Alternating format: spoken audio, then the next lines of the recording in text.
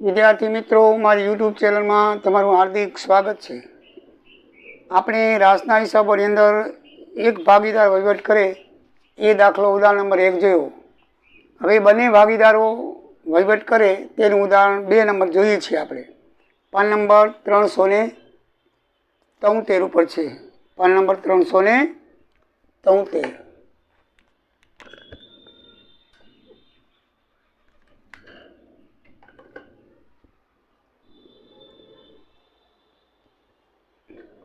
તો આ મુજબ અ ને બે બે ભાગીદારો છે. તે સહિયારા નફામાં એટલે કે હાફ હાફ, 1/2 1/2 એટલે કે અધોઅધ નફામાં ભાગ સાથે વેપારમાં જોડાયા હતા. તો મિત્રો, આમાં બંને ભાગીદારો ઈચ્છા રાખે છે એટલે બંનેના રાસ ખાતા બનશે અને બંનેના એકબીજાના ખાતા બનશે. અના ખાતામાં રાસ ખાતું બનશે બ સાથેનું અને બનું ખાતું બનાવશે. જ્યારે બ છે એ રાસનું ખાતું અ સાથે બનાવશે અને અનું ખાતું બનાવશે. એકબીજાના ખાતા બનાવે. બ અનું ખાતું બનાવે, અ શું બનાવે? બનું ખાતું બનાવે. રાસ ખાતા બંનેના થશે. રાસ ખાતામાં રકમ જુઓ, બંનેની સેમ આવશે. એક પણ રકમમાં ફરક પડશે નહીં.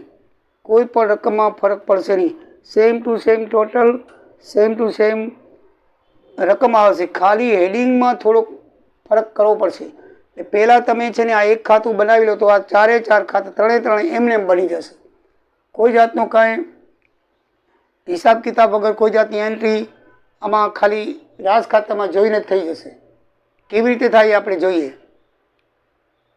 બંનેના ચોપડામાં એકબીજાના રાસ ખાતા હશે. અના ચોપડામાં બનું હશે, બના ચોપડામાં આનું હશે, અને અના ચોપડામાં બનું ખાતું હશે અને બના ચોપડામાં આનું ખાતું હશે.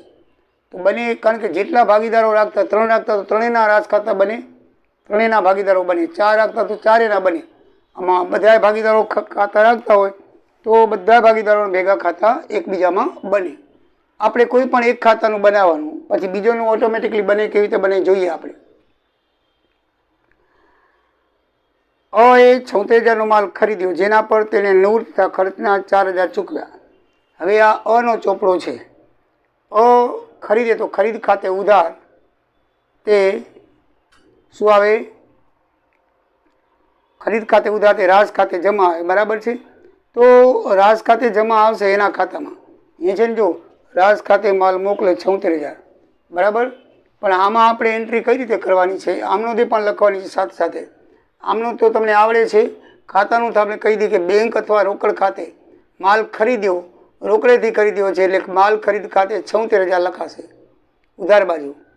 આ એ પણ ઉધાર બાજુ લખશે, પણ શું લખશે? જો એ ખરીદ્યો છે એટલે અ ખાતે લખશે. અ છે ને એમ લખશે, બંને જણા રાસમાં બેઠા છે ધંધામાં. એટલે આ એ માલ ખરીદ્યો છે, પોતે ખરીદ્યો છે, ખરીદ ખાતે લખશે. અને આ શું લખશે? અ ખાતે.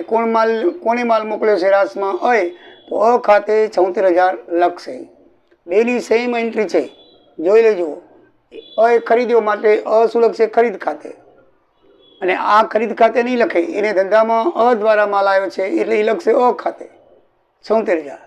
પછી એ ખર્ચ કર્યો છે, પોતે ચૂકવ્યો છે એટલે રોકડ જાય છે. બરાબર છે. બરાબર. તો એ ખર્ચ ખાતે ઉધાર તે રાસ ખાતે જમા. ત્યાં રાસ ખાતે જમા છે, જો ખર્ચ 4,000. પણ આપણે એનું પછી વિચારશું. પહેલાં ખર્ચ કર્યો એટલે ઉધાર બાજુ જાવ, એમ જ વિચારવાનું. રોકડ ખાતે ખર્ચ થશે 4,000. હવે આ ખર્ચ આના ખાતામાં કેવી રીતે લખાશે? એ ખર્ચ કર્યો છે એટલે અ ખાતે ખર્ચ 4,000 લખશે. બંનેમાં સેમ એન્ટ્રી આવશે, ખાલી થોડોક ફેરફાર થશે. અના ખાતામાં અનું નામ નહીં આવે, બનું નામ આવશે. અને બના ખાતામાં બનું નામ નહીં આવે, અનું નામ આવશે. અહીંયા બ કરશે એ બ લખશે, તો અહીંયા અ લખશે એ અ લખશે. આટલો જ ફરક છે, બીજો કાંઈ ફરક નથી. બાકી બધું ઓટોમેટિકલી થઈ જશે. તમે જુઓ, રોકડ ખાતે ખર્ચ પોતે કર્યો છે એટલે 4,000 લખ્યા. અહીંયા એ ખર્ચ બ કેવી રીતે કરશે? અ ખાતે ખર્ચ લખશે. શું કામ? કારણ કે એ ખર્ચ કર્યો છે એટલે. બરાબર. એટલે એક આઈટમ સમજાઈ ગઈ તમને. એને 76,000નો માલ ખરીદ્યો તો એ પોતે ખરીદ્યો એટલે ખરીદ ખાતે. અહીંયા બ લખશે કે અ પાસેથી માલ આવ્યો, કારણ કે એ ખરીદ્યો તો એટલે માલ મોકલ્યો, એટલે 76,000 માલ મોકલ્યો. આવે અહીંયા રોકડ ખાતે કરશે, કારણ કે એ પોતે કરે છે અને પોતાનું ખાતું છે અહીંયા શું લખશે? પોતાનું ખાતું નથી, બ લખશે અ ખાતે ખર્ચ, કારણ કે અ કર્યો છે માટે. આગળ 25,000નો માલ પોતાના સ્ટોકમાંથી બ એ આપ્યો અને તે ગાડા ભાડાના 500 ચૂકવ્યા. જો બ એ માલ મોકલાવ્યો છે એટલે બ ખાતે લખશે. માલ મોકલ્યો 25,000 પોતાના સ્ટોકમાંથી. હવે આવશે અહીંયા 25,000 બના ખાતામાં આવશે, પણ 25,000 પોતાના અંગતમાંથી ચૂકવ્યો છે માટે એ વેચાણ ખાતે લખશે. પોતાના અંગત માટે મોકલ્યો છે ને, અંગતમાંથી મોકલે એટલે એ શું લખશે? પોતાના ખાતામાં વેચાણ ખાતે લખશે. શું લખશે? વેચાણ ખાતે લખશે 25,000. હવે અહીંયા પોતે ખર્ચ કર્યો છે એટલે રોકડ ખાતે લખશે. જ્યારે આ બાજુ અ શું લખશે? બ ખાતે લખશે. માલ બ ખાતે માલ મોકલ્યો, કારણ કે બ એ માલ મોકલ્યો એટલે બ ખાતે માલ મોકલ્યો 25,000. એમ જેમ કેમ અ ખાતે માલ મોકલ્યો, અ એ માલ મોકલ્યો તો રાસમાં એટલે અ ખાતે લખ્યું. એમાં બ એ પોતાના સ્ટોકમાંથી માલ મોકલ્યો એટલે માલ મોકલ્યો એટલે એક જાતની ખરીદી જ થઈ ગઈ. પણ બ એ મોકલ્યો છે એટલે બ ખાતે લખાશે. અને એ બ એ વેચાણ કર્યું છે પોતાના અંગત સ્ટોકમાંથી એટલે વેચાણ ખાતે લખશે. અને અહીં રોકડ ખાતે પોતે ખર્ચ લખશે, કારણ કે પોતે કર્યો છે તો અહીંયા બ ખાતે લખાશે 500 રૂપિયા. સમજાઈ ગયું મિત્રો? પછી આગળ લખ્યું છે બ એ કેટલોક માલ વેચાણ કમિશનથી 2,000 કમિશન આપી 80,000માં વેચ્યો. વેચાણ હંમેશા બ એ વેચ્યું છે તો રોકડ વેચાણ અહીંયા આવશે 80,000. બરાબર? બ એ વેચ્યું છે તો બના ખાતામાં રોકડ વેચાણ 80,000 આવશે. અને બ એ કમિશન આપ્યું છે પોતે એટલે રોકડ ખાતે કમિશન આવશે 2,000. સમજાઈ ગયું મિત્રો? હવે આ જ એન્ટ્રી વેચાણ કોણે કર્યું છે? બ એટલે બ ખાતે વેચાણ તો જ આવશે પણ બ ખાતે આવશે. એવી રીતે કમિશન પણ બ ખાતે જ આવશે 2,000 રૂપિયા. રકમમાં કોઈ ફેરફાર નહીં થાય, હેડિંગ ફરશે. બ એ કર્યું હોય બ ખાતે અહીંયા લખશે અને આ અ એ કર્યું હોય અ ખાતે લખશે. બસ બીજું કાંઈ નથી. બાકી સેમ રકમ સેમ ટોટલ આવશે. સમજાઈ ગયું મિત્રો? પછી લખ્યું છે અ એ વખાર ભાડાના પરચુરણ ખર્ચના 1,000 આપ્યા. અ તો જો રોકડ ખર્ચ પોતે ખર્ચ કર્યો છે એટલે રોકડ ખર્ચ. જાતે ખર્ચ કર્યો હોય ને પોતાના ખાતે, પોતાનું તો નામ લખાય નહીં ને અ ખાતે, રોકડ ખાતે કરે. હવે આ જ ખર્ચો એ અ સાથે ખર્ચ લખશે 1,000. બ શું લખશે? અ સાથે ખર્ચ. અનો ખર્ચ અહીંયા લખવો તો અનો ખર્ચ લખાશે 1,000. સમજાઈ ગયું? પછી લખ્યું છે અ એ બાકીનો માલ 46,000માં વેચ્યો. તો જો અ એ વેચ્યો છે એટલે અ એ પોતે વેચ્યો છે એટલે વેચાણ ખાતે આવશે રોકડ ને બેકણ 26,500. પણ આ જ માલ બ શું લખશે? અ ખાતે વેચાણ, કારણ કે અ એ કર્યું છે એટલે અ ખાતે લખશે. જેમ આપણે આ રોકડ વેચાણ એને કર્યું હતું તો આપણે શું લખ્યું હતું? બ ખાતે. તો અ લખશે, અ પોતે કરે છે એટલે રોકડ ખાતે લખશે વેચાણ. અને અહીંયા વેચાણ આવશે અ ખાતે વેચાણ આવશે 46,500. સમજાઈ ગયું મિત્રો? અને ગાડા ભાડાના 4,000 આપ્યા, પોતે આપ્યા છે એટલે રોકડ ખાતે કમિશન 4,000. ગાડા ભાડાના આ જે વેચાણ કર્યું એના ગાડા ભાડાના રોકડ ખાતે કમિશન 4,000. હવે એ જ કમિશન અહીંયા અ ખાતે લખાશે 4,000.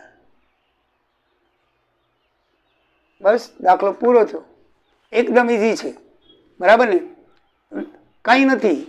અહીંયા જે માલ પોતે ખરીદ્યો એટલે પોતાના ખાતામાં ખરીદ ખાતે આવે, અહીંયા અ ખાતે આવશે. આ ખર્ચ પોતે કર્યો એટલે રોકડ ખાતે આવે, અહીંયા અ એ કર્યો છે માટે અ ખાતે લખશે. આ બ એ માલ મોકલ્યો છે એટલે બ ખાતે આવશે. એ પોતે માલ વેચ્યો છે એટલે વેચાણ ખાતે આવશે. આ ખર્ચ બ એ કર્યો છે માટે બ ખાતે આવે. આ પોતે ખર્ચ કર્યો પોતાનું ખાતું છે એટલે રોકડ ખાતે આવે.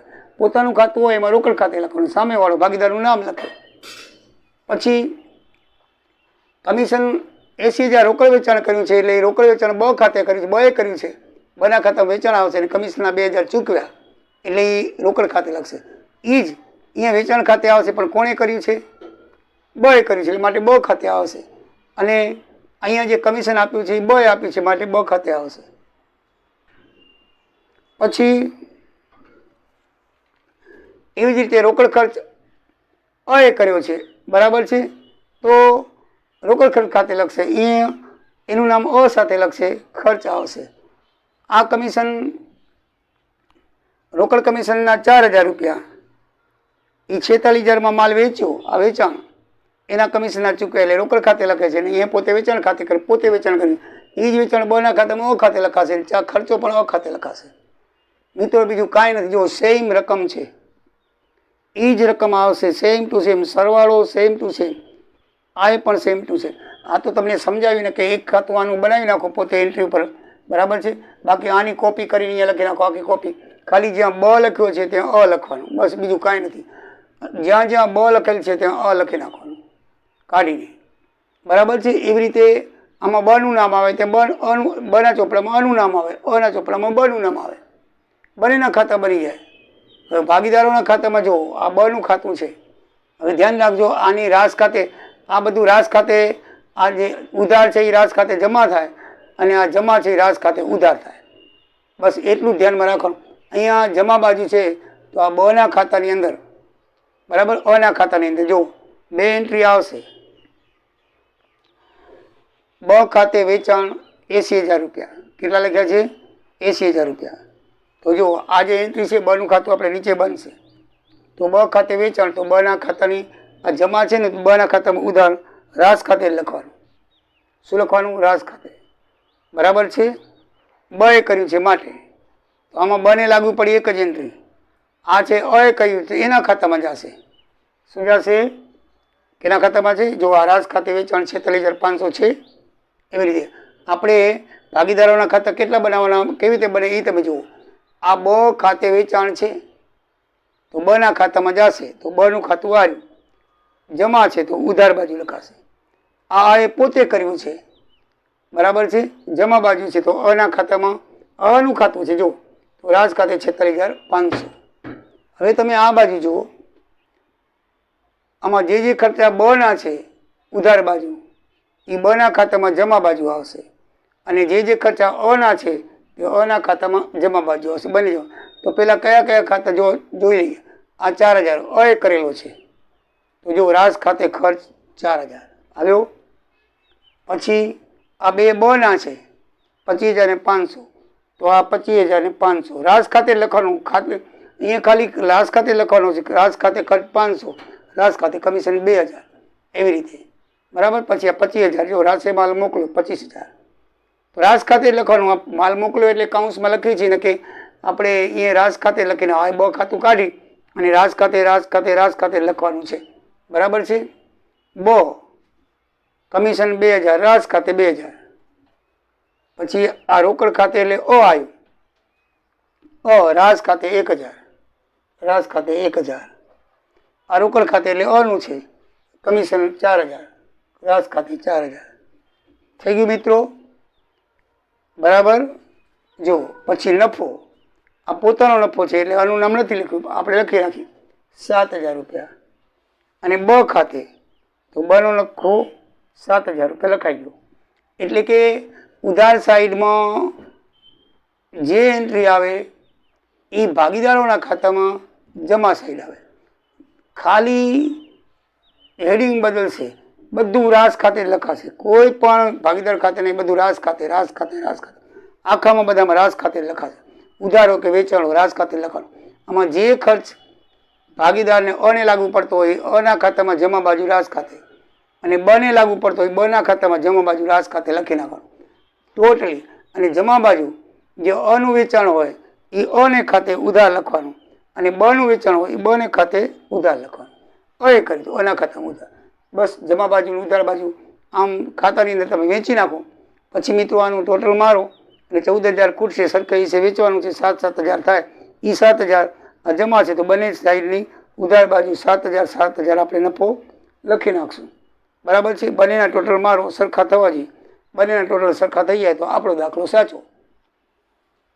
અના ખાતા ને બના ખાતા સરખા થવા જોઈએ. અને બીજું, ગમે એટલી રકમ હોય પણ બંનેના બાકી આગળ લઈ ગયા સરખા જવા જોઈએ. આમાં પણ બાકી આગળ લઈ ગયા 45,500. આની ઉધાર બાકી એટલી જ આની જમા બાકી થવી જોઈએ.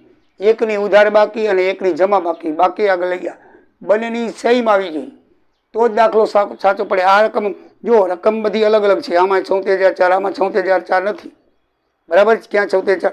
છતાંય જુઓ બાકી આગળ લઈ ગયા 45,500 અને બાકી આગળ લઈ ગયા 45,500. બંનેની બાકી આગળ લઈ ગયા સરખી આવી જોઈએ તો જ આપણો દાખલો સાચો છે. 2 ભાગીદાર હોય કે 3 ભાગીદાર હોય એના ખાતા રાજ ખાતા ભાગીદારોના અલગ અલગ બને, રાજ ખાતા અલગ અલગ બને, પણ બધા એના રાજ ખાતાની અંદર કોપી ટુ કોપી આવે. જ્યારે ભાગીદારના ખાતામાં કોપી નથી કરવાની, બરાબર. રાજ ખાતાની અંદર કોપી ટુ કોપી એ જ રકમ અને એ જ આવશે, ખાલી અહીંયા બનું નામ આવે તો અહીંયા અનું નામ આવે, એટલો જ ફરક પડશે. ટોટલ સેમ ટુ સેમ આવશે. આ ખાતાઓની કોપી તમે અહીંયા કરી નાખો તો ચાલે, અથવા એક એક એન્ટ્રી અહીંયા તમે લખતા હો, સામે અનું નામ લખતા હો, બંને એન્ટ્રી ઉધાર બાજુ આવશે. જો અહીંયા અને વેચાણ કર્યું તો અહીંયા ખરીદી કરી તો અહીંયા ખાતે માલ મોકલે, બસ એ મજા આવશે, શીખી ગયા તમે. પછી ભાગીદારોના ખાતાની અંદર આમાં ઉધાર બાજુ જે અની એન્ટ્રી હોય એ અના ખાતામાં જમા બાજુ લખો, અને જે બની એન્ટ્રી હોય એ બના ખાતામાં જમા બાજુ લખો. બની બાજુ ઉધાર વિરુદ્ધ લખવાનું, ભાગીદારના ખાતામાં વિરુદ્ધ આવે. આમાં સેમ આવશે, ઉધાર બાજુ તો ઉધાર બાજુ, જ્યારે ભાગીદારી ખાતામાં ઉધાર બાજુ તો જમા બાજુ, બંને ખાતામાં. આમાં બધું રાજ ખાતે લખવાનું, રાજ ખાતે રાજ ખાતે રાજ ખાતે રાજ ખાતે. જુઓ રાજ ખાતે રાજ ખાતે રાજ ખાતે રાજ ખાતે. બાકી કાઉન્સમાં વેચાણ હોય તો વેચાણ, કમિશન, ખર્ચી તો અહીંયાથી આપણે જોઈ લઈએ છીએ, એટલે એ લખી નાખવાનું. એટલે પછી બંનેનું ટોટલ મારો તો બંનેની બાકી આગળ લાગ્યા, બંનેની સરખી આવી જોઈએ. તો મિત્રો હવે તમને બરાબર સમજાઈ ગયું હશે, જરા પણ તકલીફ જેવું હશે નહીં. બરાબર હોય તો કમેન્ટ કરશો. તો મિત્રો હવે પછી આપણે ભાગીદારોની દાખલા લઈશું. એ આપણે હવે આ બંને ભાગીદારના લીધા. હવે પછી આખા સ્ટોક કેવી રીતે હોય ઉદાહરણ સાથે, બરાબર. ઉદાહરણ નંબર 3 આખા સ્ટોકનું છે, એ આપણે લઈશું. એક એક રીત અલગ અલગ કરીને પછી આ પ્રકરણ આપણે પૂરું કરશું. પછી સ્વાધ્યાયના દાખલા પણ કરશું. તો જય દ્વારિકાધીશ, જય સિયારામ. આવજો, સબસ્ક્રાઈબ કરજો.